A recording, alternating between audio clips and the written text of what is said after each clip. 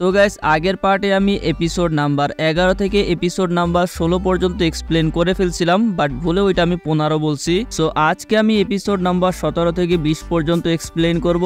তো আগের এপিসোড যেখানে শেষ হয়েছিল আমরা দেখতে পারি পাইরেট জাঙ্গু মিস কায়াকে মারতে যাবে, ঠিক এমন সময় জোরো আর উসব এখানে চলে আসে। উসব এসে নিজের গলতির সাহায্যে পাইরেট জাঙ্গুর উপরে অ্যাটাক করে মিস কায়াকে বাঁচিয়ে নেয়। অন্যদিকে আমরা দেখতে পারি পাইরেট ক্রু আর লুফির মধ্যে এখনো ফাইট চলতেছে এন্ড ফাইনালি অনেক ফাইটের পরে লুফি পাইরেট ক্রুকে ধরে ওর মাথার সঙ্গে মাথা দিয়ে একটা গুঁতো দেয়, যার ফলে পাইরেট ক্রু ওইখানেই বেহুশ হয়ে যায়। আর অনেকক্ষণ ধরে লড়াই করার ফলে লুফিও ক্লান্ত হয়ে যায় আর ও নামির কাছে গিয়ে শুয়ে পড়ে। নামি লুফিকে জিজ্ঞাসা করে, তুমি শুধু শুধু এই টাউনের সাহায্য কেন করতেছো আর তুমি কোনো কারণ ছাড়াই পাইরেট ক্রুর সঙ্গে কেন ফাইট করলে? যেটাতে লুফি বলে যে এখানে কারণ থাকার কি প্রয়োজন আছে, ওরা আমাদের সামনে একটা টাউনকে ধ্বংস করে দিচ্ছিল, এইটা আমি কিভাবে দাঁড়িয়ে থেকে দেখতে পারি, আর এই জন্য আমি এই টাউনকে বাঁচাইতে উসবের সাহায্য করছি, আর এমনিতেও উসব তো আমাদেরই বন্ধু। নামি বলে যে কিন্তু পাইরেটরা এরকম হয় না, ওরা বিনা স্বার্থে কারো উপকার করে না, পাইরেট অনেক খারাপ হয় আর লুভি হয়। যেটা শুনে লুফি বলে যে এমনটা না, কিছু কিছু পাইরেট আছে যারা সত্যি মানুষের সাহায্য করতে চায়, পৃথিবীতে ভালো পাইরেটও আছে। নামি বলে যে একদম না, সব পাইরেটই খারাপ হয়। নামির কথা শুনে লুফি টপিক চেঞ্জ করে বলে যে আরে এইসব বাদ দাও, আমার ক্ষুধা লাগছে, বলো আমি খাবার কোথায় পাবো। অন্যদিকে আমরা দেখতে পারি পাইরেট জঙ্গু আবারও মিস কায়াকে মারার জন্য ধরে ফেলছে, আর তখনই সেই 3 চেলা এসে পাইরেট জঙ্গুর পিছনে একটা শাওয়াল ঢুকায় দেয়, যেটাতে পাইরেট জঙ্গু অনেক ব্যথা পায়। পাইরেট জঙ্গু অনেক রাগ হয়ে যায় আর ওই 3 বাচ্চাকে লাথি মেরে ফেলে দেয়। আর এর মধ্যেই আমরা দেখতে পারি জোরো খুবই কনফিডেন্সের সহিত এইদিকে দৌড়ায় আসতেছে। আসার সময় ও একটা গাছের ডাল কেটে দেয় আর উসব ওই ডালের উপরে নিজের নিশানা লাগায়, আর ওইটা ডালে লেগে সরাসরি গিয়ে পাইরেট জঙ্গুর মুখে লাগে, যার ফলে পাইরেট জঙ্গুর চশমা ভেঙে যায় আর পাইরেট জঙ্গু ওইখানে শেষ হয়ে যায়। এর সাথে লুফির টিম ফাইনালি পাইরেট ক্রুর মতন বড় পাইরেট গ্রুপকে হারিয়ে দেয়। অন্যদিকে আমরা দেখতে পারি ভিলেজে কিছু মানুষ এখনো উসবের জন্য চিন্তা করতেছে, বলতেছে 2 দিন হয়ে গেল এখনো উসব আসে না। অ্যাকচুয়ালি এরা উসবের এই জ্বালাতন আসলে পছন্দ করে। অন্যদিকে দেখতে পারি উসব নামি লুফি জোরো এদেরকে ধন্যবাদ জানাইতেছে, বলে যে তোমরা না হইলে আমি আমার টাউনকে কখনো বাঁচাইতে পারতাম না। চেন শিফট হয় আর আমরা দেখতে পারি উসব সেই ছোট 3 চেলার সাথে। উসব ওই চেলাদেরকে বলে যে তোমরা তো উসব পাইরেট গ্রুপের নাম রোশন করে দিছো, তোমরা মিস কায়াকে বাঁচিয়ে নিয়েছো, এই জন্য তোমাদেরকে অনেক ধন্যবাদ। এরপর উসব আরো 5 বছর আগের কথা মনে করে, যখন প্রথমবার এই 3 বাচ্চার সঙ্গে ওর দেখা হয়। উসব মনে করে কিভাবে এই 3 জন বাচ্চার সঙ্গে ও সময় কাটাইছে, কিভাবে ওরা নিজেদের পাইরেট গ্রুপ তৈরি করছে, এইসব কথা মনে করে উসব ওই 3 বাচ্চাকে বলে যে এখন আমার চলে যাওয়ার সময় হয়েছে, আমি একটা রোমাঞ্চকর অ্যাডভেঞ্চারে বের হইতে চাই। আরো বলে যে আমি লুফি নামি জোরো এদের সঙ্গে সমুদ্র যাত্রায় বের হইতেছি, আমি আমার বাবার মতন একজন বড় পাইরেট হতে চাই। উসব চলে যাবে শুনে ওই 3টা বাচ্চা কান্না শুরু করে দেয়। উসবও ওদের সঙ্গে কান্না করে দিচ্ছিল, বাট উসব নিজেকে কিছুটা সামলে নেয়। এরপর বলে যে তোমরা তোমাদের লাইফে কি হইতে চাও? যেটা শুনে প্রথম বাচ্চা বলে যে আমি শহরের সবচেয়ে বড় পপ হোল্ডার হইতে চাই। দ্বিতীয় বাচ্চা বলে যে আমি কার্পেন্টার হইতে চাই। আর তৃতীয় বাচ্চা বলে যে আমি একজন বিখ্যাত নোবেলিস্ট হইতে চাই। ওদের কথা শুনে উসব বলে যে নিজেদের গোল অর্জন করার জন্য পরিশ্রম করো, এটাই জীবন। উসবের এই কথার সঙ্গে সঙ্গেই সিন শিফট হয়ে যায়। আমরা দেখতে পারি একটা রেস্টুরেন্টের মধ্যে লুফি নামি জোরো এরা বসেছিল, তখন সেইখানে মিস কায়া আসে। মিস কায়া এসে বলে যে আপনারা অচেনা হয়েও আমার এত সাহায্য করছেন, এর বদলে তো আমি আপনাদের তেমন কিছু দিতে পারবো না, বাট আপনাদের জন্য আমি ছোট্ট একটা গিফটের ব্যবস্থা করছি, আশা করি আপনাদের পছন্দ হবে। অন্যদিকে আমরা উসবকে দেখতে পারি যে যাওয়ার জন্য এত বড় একটা ব্যাগ প্যাক করছিল যে ঘরের দরজা দিয়ে সেটা বেরই হচ্ছিল না। মনে হচ্ছিল উসব সম্পূর্ণ ঘর নিজের ব্যাগের মধ্যে ভরে ফেলছে, বাট অনেক চেষ্টার পরে ফাইনালি উসব সেটা নিয়ে বের হইতে পারে। অন্যদিকে আমরা মিস কায়াকে দেখতে পারি যে লুফি নামীদের সেই গিফটটা দেখায়, যেটা আর কিছু না পুরো আস্ত বড় একটা জাহাজ। আর এত বড় একটা জাহাজ গিফট হিসেবে পেয়ে লুফি নামি জোরো অনেক খুশি হয়ে যায়। এরপরে মিস কায়ার বাটলার এই জাহাজের স্পেশালিটি বলতে শুরু করে যে এইটা সম্পূর্ণ ফরেন মেড এবং যে কোনো ধরনের বড় ঢেউ সহ্য করার ক্ষমতা এটার মধ্যে আছে। আর এই জাহাজ স্পেশালি মিস কায়া আপনাদের জন্যই ডিজাইন করে বানাইছে। মিস কায়া আরো বলে যে তোমাদের যাত্রায় যা যা প্রয়োজন সবকিছু আমি জাহাজের মধ্যে ব্যবস্থা করে দিছি, খাবার দাবার পোশাক আশাক থেকে শুরু করে সবকিছু, যাতে যাত্রাপথে কোনো সমস্যা না হয়। এর মধ্যে সেইখানে উসব গড়াগড়ি খাইতে খাইতে এসে পৌঁছায়, লুফি আর জোরোকে থামিয়ে দেয়। এরপরে আমরা উসব আর মিস কায়াকে আলাদা কথা বলতে বলতে দেখি। উসব মিস কায়াকে খুবই হাসি মুখে বলে যে যখনই আমার সমুদ্র যাত্রা শেষ করে আমি ফিরে আসব আপনাকে অনেক কাহিনী শোনাবো, আমার সমুদ্র অ্যাডভেঞ্চার সম্পর্কে বলবো। উসবের কথা শুনে মিস কায়া স্মাইল করে উসবকে বিদায় জানায়। এরপরে লুফি, নামি, জোরো আর ওদের নিউ মেম্বার উসবকে নিয়ে জাহাজ বের হয়ে পড়ে। উসব হইতেছে ওদের ক্রুজ স্নাইপার, আর উসবের 3 চেলাও উসবকে যাইতে দেখতেছিল। এরপরে ওরা 3 জন একটা প্ল্যান করে আর উসবের উদ্দেশ্যে ওরা ভিলেজের মধ্যে গিয়ে আবারও উসবের মতন চিল্লানো শুরু করে, পাইরেট চলে আসছে, পাইরেট চলে আসছে, পালাও। অন্যদিকে আমরা দেখতে পারি মিস কায়াও নিজের জীবনের লক্ষ্য খুঁজে পেয়ে গেছে। মিস কায়া বাটলারে বলে যে ও একজন ডক্টর হইতে চায়, কারণ ও জানে রোগী হয়ে বেঁচে থাকা কতটা কষ্টকর। অন্যদিকে আমরা দেখতে পারি লুফি, নামি, জোরো আর উসব পার্টি করতে করতে গ্র্যান্ড লাইনের দিকে এগিয়ে যাচ্ছে। এর সাথেই এপিসোড 17 শেষ হয়ে যায়। এপিসোড 18 শুরুতে আমরা দেখতে পারি উসব পাইরেট হওয়ার অভিনয় করতেছে। ও একা একা তলোয়ার নিয়ে বলতেছে, আমি কাউকে ছাড়বো না, যে আমাদের উপরে অ্যাটাক করবে তাকে মেরে ফেলবো। বাট উসব খেয়াল করে যে কেউ ওর দিকে মনোযোগ দিতেছে না, সবাই যার যার কাজ করতেছে। জোরো ঘুমাইতেছে আর নামি ম্যাপ দেখতেছিল। উসব বলে যে তোমরা কি নিজেদের মধ্যে কথা বলো না, এইভাবেই কাজ করতে থাকো। এর মধ্যেই উসবের পাশ থেকে লুফি চিল্লায় ওঠে, হয়ে গেছে, আর উসব ভয় পেয়ে যায়। এরপর লুফি দেখায় যে ও ফ্ল্যাগ বানাইছে, যেটা দেখতে খুবই বেকাতারা। লুফি বলে যে এটারে লাগাই দেই। জোরো ওর ফ্ল্যাগ দেখে তো অবাক হয়ে যায়। লুফি নামির কাছে জিজ্ঞাসা করে ফ্ল্যাগ কেমন হয়েছে। নামি দেখে বলে যে খুবই বাজে হয়েছে। এর মধ্যে উসব বলে যে ফ্ল্যাগ বানানোতে আমার 50 বছরের অভিজ্ঞতা আছে। এরপরে উসব নিজের হাতে ব্রাশ নিয়ে নেয় আর ফ্ল্যাগ একটা বানায়, যেটা দেখতে অ্যাকচুয়ালি উসবের মতন। যেটা দেখে জোরো আর লুফি উসবের মাথায় একটা মেরে দেয় আর লুফি বলে শিপের ক্যাপ্টেন তুই না আমি। এরপরে উসব ফাইনালি লুফি যে ফ্ল্যাগটা বানাইছিল ওইটারই সুন্দর করে বানায় দেয়, আর যেটা দেখে সবারই পছন্দ হয়। লুফি এইটারে শিপের মধ্যে লাগাই দিতে বলে আর আমরা দেখতে পারি সবাই মিলে সেটা শিপের মধ্যে লাগাই দিছে। তারপর লুফি বলে যে ফাইনালি আমাদের গোয়িং মেরি সম্পূর্ণ রেডি হয়ে গেছে। এরপরে আমরা দেখতে পারি গোয়িং মেরি চলতে চলতে সামনে একটা মেঘের মতন দেখতে পারে। নামি নিজের বায়নাকুলার দিয়ে দেখে বলে যে আমি যেমনটা ভাবতেছিলাম ওইটা একটা লেজেন্ডারি দ্বীপ, যেখানে অনেক গুপ্তধন পাওয়া যাবে। নামি আরো বলে যে কিন্তু এখন পর্যন্ত যারা ওই দ্বীপে গেছে তারা আর ফিরে আসে নাই, কারণ মানুষ মনে করে ওইটাতে গড থাকে। কিন্তু এর মধ্যে এইখানে বৃষ্টি শুরু হয়ে যায়। লুফি তাড়াতাড়ি ওই দ্বীপের দিকে শিপ নিয়ে যাইতে বলে। উসব তাড়াতাড়ি জাহাজের সেল ঠিক করতে শুরু করে আর জাহাজকে ওই দ্বীপের দিকে ঘুরিয়ে নেয়। এরপরে ফাইনালি ওরা এই আইল্যান্ডে এসে ল্যান্ড করে। ওরা জঙ্গলের মধ্যে ঘুরতেছিল, এইখানে ওরা আজব ধরনের গাছপালা দেখতে পারে। লুফি বলে যে এমন কি আছে এই জঙ্গলের ভিতরে যে এখান থেকে কেউ ফিরে যাইতে পারে নাই। নামি বলে যে এখানে খুবই দামি একটা গুপ্তধন লুকানো আছে, যেটা কেউ পায় নাই। একজন নিতে আসছিল যে দেখতে পিগের মতন হয়ে গেছিল। অন্যজনের দাড়ি লম্বা হয়ে তার নিজের গলাতেই ফাঁস লেগে যায়। এইসব শুনে তো উসব ভয়ে কাঁপতে শুরু করে। উসব বলে যে ভাই আমার আর ভয় দেখাস না, এমনিতেই আমি ভয় পাইতেছি। উসবের মনে হইতে থাকে জঙ্গলের মধ্যে অনেক রাক্ষস আছে যেগুলো ওর দিকে তাকিয়ে আছে।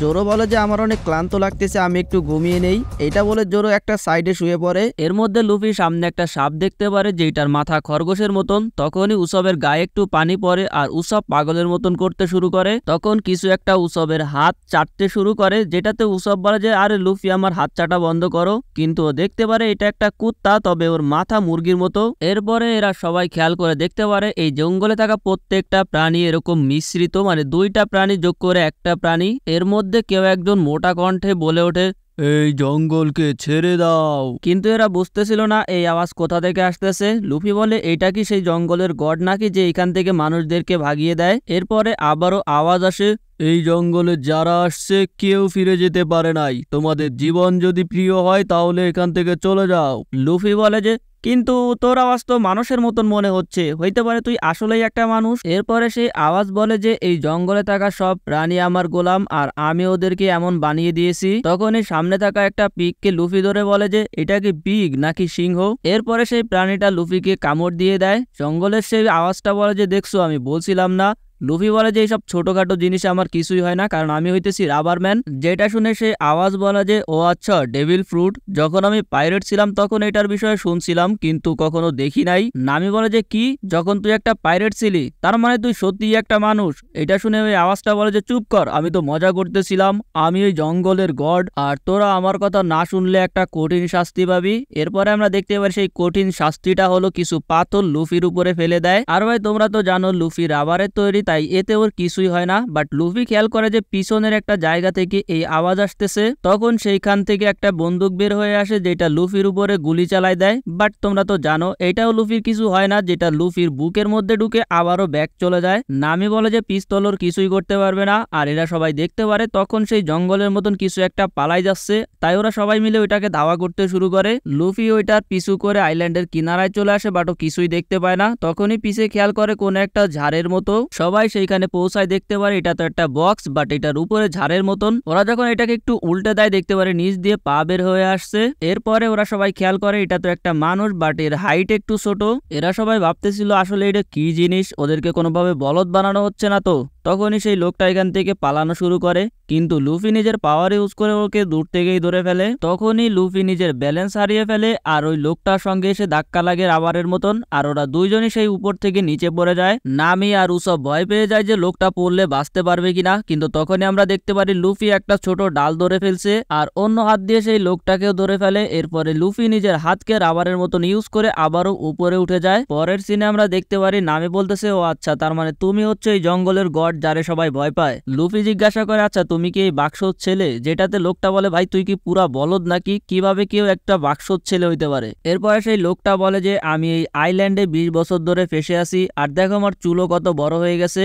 তখন এইখানে জোরো আসে, জোরো সুন্দর করে এসে ওইখানে বসে পড়ে, এরপর একটু চা পান করে, কিন্তু তারপরেও লক্ষ্য করে যে ভাই এইখানে তো আজব ধরনের একটা মানুষ আছে। জোরো বলে যে এই আজব দেখতে লোকটা আবার কে? নামি বলে, ভাই তুই তো অনেক তাড়াতাড়ি নোটিস করে ফেলছিস। এরপরে লুফি আর জোরো ওই লোকটাকে বাক্স থেকে টেনে বের করতে শুরু করে, যেটাতে ওই লোকটা তো ব্যথা পাচ্ছিল। লুফি বলে যে মনে হচ্ছে না তোমাকে আর বের করা যাবে। যেটাতে লোক চিল্লায় বলে, ভাই তোদের মাথায় কি সত্যি কোনো বুদ্ধি নাই? আমি 20 বছর ধরে এখানে ফেসে আছি আর তোর মনে হয় যে এখন আমি বেরোয় যাব? আর আমরা জানতে পারি এই লোকটার নাম হইতেছে গাইমান। গাইমান বলে যে এখন পর্যন্ত এখানে যত পাইরেট আসছে, বাট তোমরা খুবই আজব পাইরেট, এমন পাইরেট আমি কখনো দেখি নাই। লুফি বলে যে আমার নাম মানকি ডি লুফি, আর ওয়ান পিস খুঁজে বের করে আমি হব পাইরেট কিং, আর এখন তো আমাদের কাছে গ্র্যান্ড লাইনেরও ম্যাপ আছে। যেটা শুনে গাইমন হাসে আর বলে যে গ্র্যান্ড লাইন, এখানে অনেক পাইরেট গ্র্যান্ড লাইন থেকে ফিরে আসছে, বাট ওদের অবস্থা এতটা খারাপ ছিল যেটা দেখেই বোঝা যায় যে গ্র্যান্ড লাইন কতটা ভয়ঙ্কর। 20 বছর আগে যখন পাইরেট কিং গোল্ডি রোজার ওয়ান পিসের কথা বলছিল, তখন থেকেই ওইখানে অনেক পাইরেট যাওয়া শুরু করছে, আর সবারই স্বপ্ন ওয়ান পিস খুঁজে বের করা। লুফি বলে যে তুই চুপ থাক, দেখ আমার কাছে গ্র্যান্ড লাইনের ম্যাপ আছে, যেটা সবার কাছে থাকে না। গাইমান বলে যে আমারে দেখায় লাভ নাই, আমি পড়তে পারি না। লুফি বলে আমি মনে হয় পড়তে পারি। এরপরে ওরা দুইজনই হাসতে শুরু করে। লুফি বলে যে যাই হোক না কেন, বাট ওয়ান পিস তো আমি খুঁজে বের করব, যেটাতে গাইমন কিছুটা অবাক হয়ে যায় আর ভাবে যে এই ছেলেটা এত কনফিডেন্স কিভাবে পায়। এরপর গাইমন বলে যে 20 বছর আগে আমারও একটা স্বপ্ন ছিল, 20 বছর আগে আমি আমার পাইরেট ক্রুর সঙ্গে এখানে আসছিলাম, যেখানে আমাদের ক্যাপ্টেনও ছিল, কারণ আমরা শুনছিলাম এই আইল্যান্ডে অনেক দামি দামি খাজানা আছে, এই জন্য আমরা এখানে লুট করতে আসি, এবং সবাই লুট করে চলে যাচ্ছিল। তখন আমি উপরে একটা ঠেলা দেখতে পারি, আর আমি ভাবি যে হয়তোবা সেইখানেও কোনো গুপ্তধন থাকতে পারে, তাই আমি একা একাই সেইখানে ওঠা শুরু করি। আর আমি যখন ওইখানে পৌঁছাই সত্যি সেইটা হয়, ওইখানে প্রায় 7-8টা বক্স ছিল। আর তখন আমি ভাবতে শুরু করি সবাইকে যদি আমি এটা বলে দেই তাহলে এই খাজানা সবার মধ্যে ভাগ করে দিতে হবে, কিন্তু তখনই হঠাৎ আমার হাত সেইখান থেকে ছুটে যায় আর আমি নিচে পড়ে যাই। নিচে একটা খালি বাক্স রাখা ছিল যেটার মধ্যে আমি ফেসে যাই। তখনই ওর মনে পড়ে যে ওর ক্রু এখান থেকে চলে যাচ্ছে, ও অনেক কষ্টে সেই দিকে যাওয়া শুরু করে, বাট যখন গিয়ে পৌঁছায় দেখতে পারে সবাই ওকে রেখেই এখান থেকে চলে গেছে। তবে এইটাতে ও অনেক খুশি হয়ে যায় যে এখন ও সবকিছু একাই রাখতে পারবে। বাট 20 বছর ধরে ওইখানেও ওঠার চেষ্টা করতেছে, বাট কোনোভাবেই উঠতে পারতেছে না। ও ভাবতো কোনো একটা শিপ এসে যাতে ওকে বাঁচায় নাই, কিন্তু সব শিপ এইখানে শুধু লুট করার জন্যই আসতো। আর ও বলে যে আমি 20 বছর ধরে এই খাজানাকে রক্ষা করতেছি, যাতে কোনো পাইরেট এসে এখান থেকে ওইটা নিয়ে যাইতে না পারে, কারণ এইটা আমার খাজানা। লুফি বলে যে একদম ঠিক, তুমি 20 বছর ধরে এই সম্পদ পাহারা দিচ্ছ, এগুলো তোমারই। নামি বলে যে তুমি চিন্তা করো না, আমরা তোমার খাজানা তোমাকে এনে দিব। লুফি বলে যে একটা চোরের মুখে এই কথা। নামি বলে যে চুপ করো, আমি চোর হইতে পারি, বাট এতটাও খারাপ না। এরপরে এরা সবাই আজব দেখতে একটা প্রাণীর পিঠে চেপে বসে, যেটাতে করে এরা সেইখানে যাচ্ছিল, যেখান থেকে ওরা গাইমনের সেই খাজানা ফিরিয়ে দিবে আর কি। গাইমান বলে যে ফাইনালি 20 বছর পরে আমার স্বপ্ন পূরণ হবে, আমি এমন মানুষ পাইছি যারা আমার স্বপ্নকে সত্যি করতে পারে। এরপর ফাইনালি ওরা সেই উঁচু জায়গায় এসে পৌঁছায়। লুফি নিজের গামগাম ফ্রুটের পাওয়ার ইউজ করে 1 মিনিটে সেই টাপুর উপরে উঠে যায়। একটু পরে গাইমন বলে যে স্ট্রয়েড, তুমি কি ওইগুলো পাইছো? কই, তাড়াতাড়ি নিচে নিয়ে আসো। সবাই ভাবতেছিল লুফি কেন এত দেরি করতেছে। তখনই সেখানে লুফি নিজের হাতে একটা বক্স নিয়ে আসে আর বলে যে এই খাজানা এখন থেকে আমার, আর এই খাজানা আমি কাউকেই দিব না। আরো ভিলেনের মতো মতন হাসতে শুরু করে। তবে জোরো কিছু একটা আন্দাজ করে স্মাইল করতে থাকে যে কোনো একটা ঝামেলা তো আছে, এই জন্য লুফি এমন করতেছে।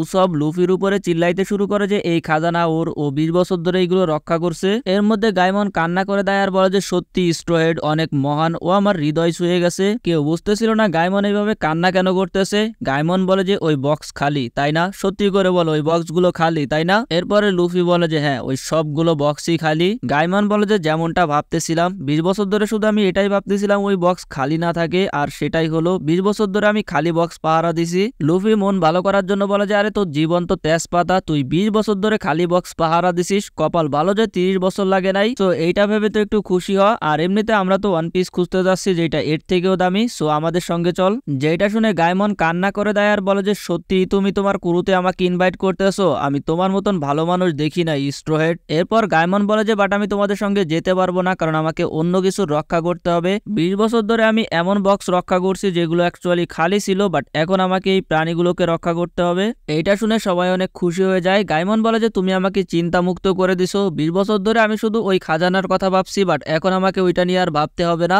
এরপরে লুফি, নামি, জোরো, উসব আবারও শিপ নিয়ে বের হয়ে পড়ে। গাইম্যান আর ওর সাথে থাকা প্রাণীদেরকে বিদায় জানায়। গাইমন বলে যে তুমি অবশ্যই ওয়ান পিস খুঁজে বের করো আর এই পুরো দুনিয়াকে কিনে নিও। এর সাথেই এপিসোড নাম্বার 18 শেষ হয়ে যায়।